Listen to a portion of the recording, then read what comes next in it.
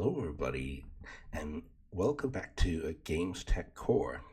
So, bringing in an interesting one today. Um, Apple, as you can see here in the article, they're bringing side loading and an alternate app store to the iPhone, including and also a number of other changes to iOS. So, yeah, let's get into it.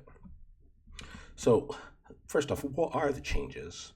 So, the big one to note is that they're bringing third-party app stores are going to be allowed uh, within the EU going forward. So this is done in response to the EU's new what's called the Digital Markets Act that comes into force in March. Um, and that's really set for the EU. That the target there is for a number of the larger companies. So you have people like Apple, like Microsoft, like Meta, etc.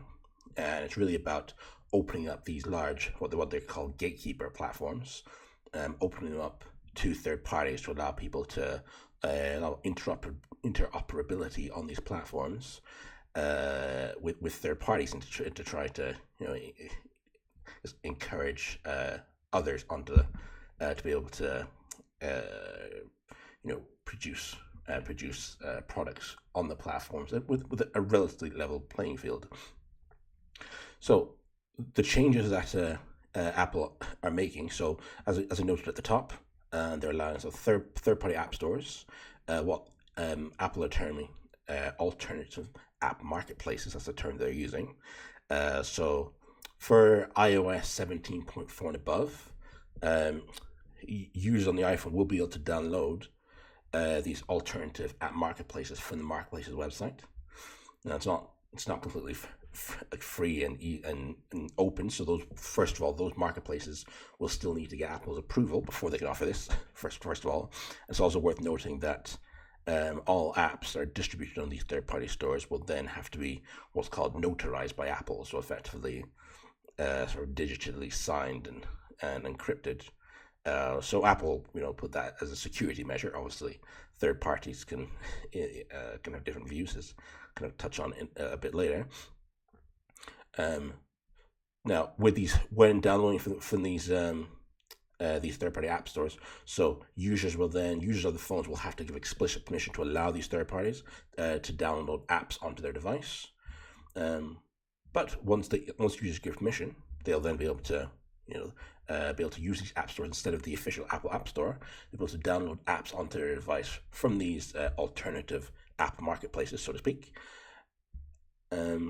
And then they'll also be able to do things like set that third-party app store as actually the default app store, on the phone, and this will allow them to download apps, even apps that, for instance, violate Apple's App Store guidelines. So now they still have to notarize it. So I'm sure we'll have to see how that actually works in practice. But in principle, this is opening up. So kind of moving on. So that's the changes to that's like the big change noting around the allowing other app stores. There are a number of other changes. So one of the other keywords to know is around the payment providers.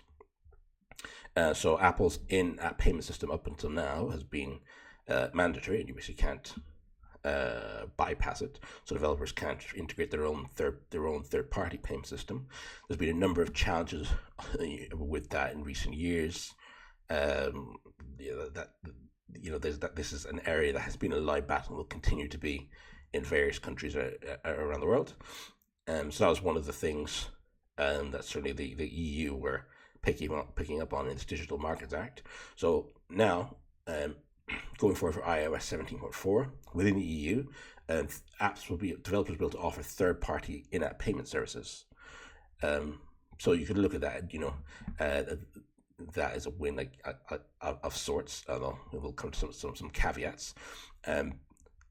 Now, if you do choose to continue to use Apple's in-app payment service, then they'll basically charge a 3% fee on top of the rest of the commission. But if you go for a third party service, 3% isn't that far off what you kind of pay anyway. So that again, we'll touch on that, but whether there's that much, but how much benefit from that is questionable. Then going through quickly just some of the other changes. So they're going to allow alternative browsers to WebKit in the EU as well. So this is probably, if you aren't familiar, effectively, yes, you have different browsers on the iPhone. You can download Chrome, and you can use that kind of that sort of thing on the iPhone. But effectively, they're all just WebKit. So all browsers on iOS and iPadOS, they're just WebKit, which is Apple's browser, and then they can just kind of wrap them in the skin of whatever you choose to download it. But they don't, But in the EU, they'll be able to now actually you'll be able to actually use genuine alternative browsers. So that's something else. Another thing, they're going to allow game streaming globally on iOS. So now there's streaming services like Xbox Cloud Streaming and GeForce Now.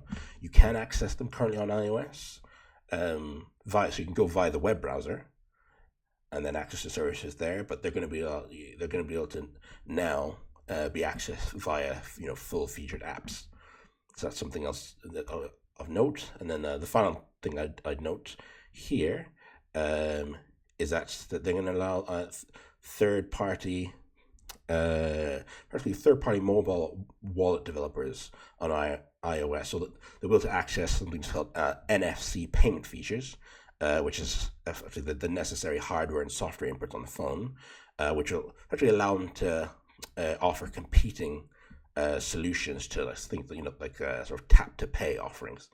So right now you have that natively within iOS or in all around their whole Apple Pay ecosystem, but this will allow developers to develop their own third-party solutions for tap to pay beyond beyond their completely independent Apple Pay.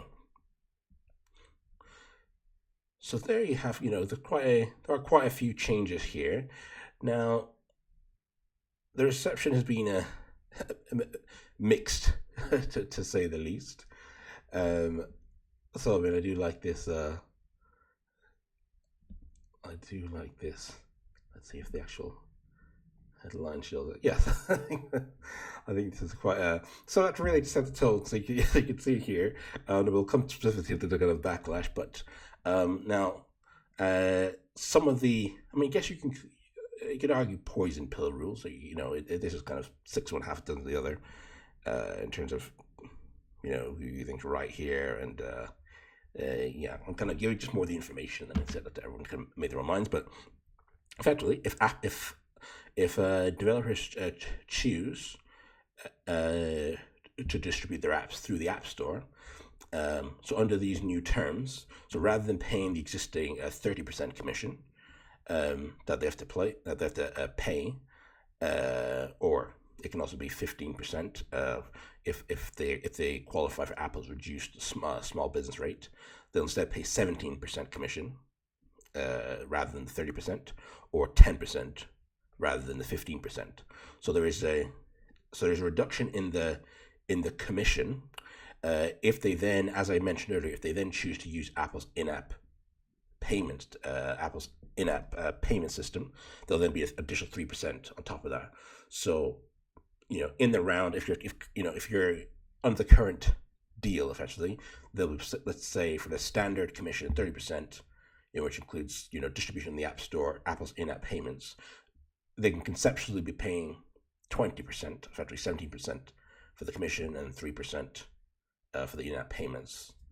And then if those for the reduced rate, as I mentioned, rather than paying 15% now, they could be paying basically 10% for the base commission, plus, if they choose to do so, 3% for the in-app payments.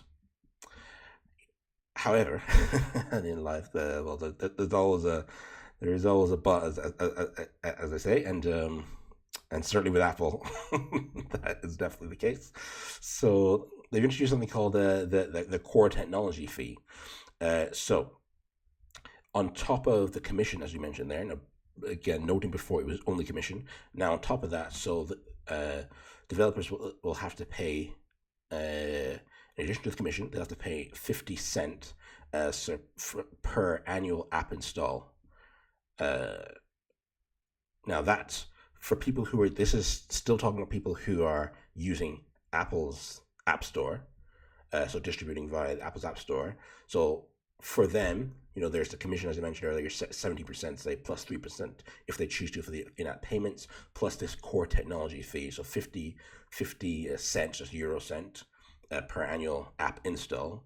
Now, so note, this only kicks in after 1 million installs in the EU, but that's something else that's for to consider for these third parties. So this is particularly something for popular applications where this could really rack up.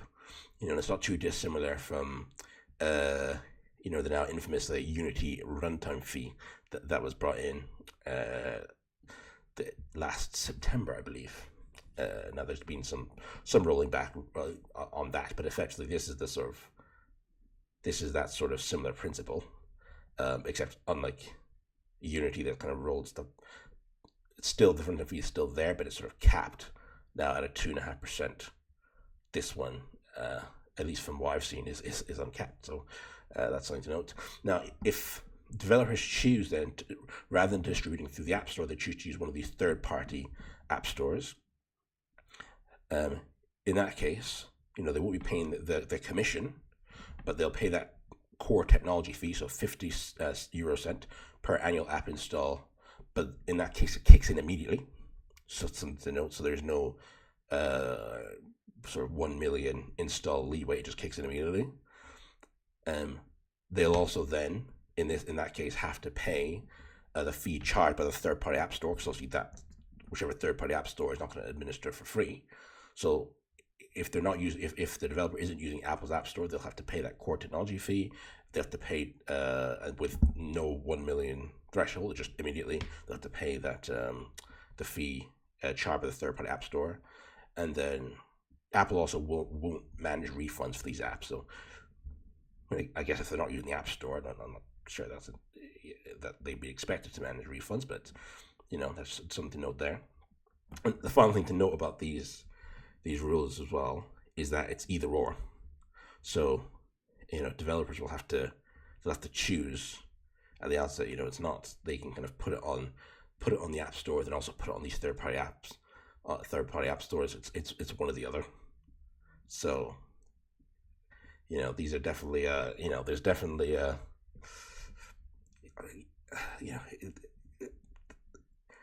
there's definitely, as we said, discussion as to say euphemistically, as to whether how attractive these terms really are. I think there was a lot. There was sort of hope that the intention of the Digital Markets Act is to open things up and to make people to be able to to develop other offerings, perhaps more favorable. And this is there's definitely some large caveats here with this one, which brings it to this. So that just pulling out there has been some backlash in various places, but the probably two ones that kind of stick out and are quite also entertaining in ways. So you have here Epic Games CEO, so he's called out Apple's new rules, as you can see here, malicious compliance, full of junk fees. What else is it? He's also called it anti-competitive. He's also referred to the announcement as hot garbage and a horror show. So yes, clearly a Tim Sweeney. Now he like Tim Sweeney really, and let's say there's no love lost between Epic and Apple. I feel like for Tim Sweeney, like Tim Cook is like his bête noire. Like there's a lot of a lot of bad blood there. You had similar from Spotify. So as you can see here, so the CEO of Spotify, Daniel Ek, has probably less. Also, in a way, I find his commentary is less. It's almost a bit more reserved, and something I almost find a bit more cutting. It's just like, it's kind of like I'm not mad. I'm just disappointed. It's like Apple's new App Store changes are just they're a new low. so, so yeah, clearly he's not a fan. So yeah, there's some other ones as well. I mean, the one I noted here was with Microsoft's one of the execs. It's probably a bit less high profile and a bit more guarded about one of the execs. I think her name is Sarah Bond. So I think she's like one of the presidents at Xbox. I don't know too much about the details of her role, but yeah, I mean, this is just and these are just some of the more high profile complaints against their moves. But needless to say, that it certainly has generated plenty of discussion. So yeah, that I mean that's really so that's what's happened. Um, it's kind of concluding on this story. Apple they're making changes. There are, as we saw there are like they are substantial. These are big changes. To the biggest changes I can think of to the App Store, to the structure of the App Store since its inception. Yeah, almost like around 15 years ago, almost. Well, around 15 years ago. So I mean, these are big changes, but really both in terms of the various terms and also the kind of the quite competitive tone from Apple. It's clear that they're not gonna give up control without a fight. So yeah, it should be interesting times ahead. I mean, the EU. So I said the Digital Markets Act comes into force next month. So it's in March. Um, so right now the EU haven't really commented other than just kind of given quite dry statements. Uh, you know, we will assess compliance once it comes into effect in March, blah, blah, blah kind of stuff. So, it's kind of like a penny for their thoughts, really. But I imagine there's a lot of politics going on in the background right now from sort of people at Apple trying to get the ear of the power brokers in the EU and people at, some of these other, these other companies like Epic and Spotify and others, really trying to drum home that they see this as, you know, as Tim Sweeney called it, malicious compliance. So yeah, I'm not, I'm not a lawyer. I'm not sure how this is going to go, but it should be really interesting. It's really interesting to watch how this all shakes down, both within the EU, and then as well as the precedent this will set for other regions, because this as a whole topic has really been picking up steam, in recent years. There's been a number of lawsuits from, as we saw, from Epic, from Match Group around, there's stuff around app stores, stuff about in-app payments. There's all kinds of, all kinds of, uh, all kinds of accusations and recriminations, and there's a lot of kind of flying around here. So I think this is probably the biggest. This is probably the big because it's just also because the EU is such a large region. This is such a big. This is probably the biggest. Pushback to, I guess, to how, Apple, who are sort of, the famous, the famous walled garden of Apple, to how that all works. And so I think it's really gonna how this kind of shakes out could really set the tone for what's gonna happen, over the coming years around the world. So yeah, should be really interesting. So yeah, thanks for listening. I hope you found this interesting and informative. I'll leave links to these articles in the description if you want to have a read. But otherwise, please like this video and subscribe. And yeah, I will see you in the next one.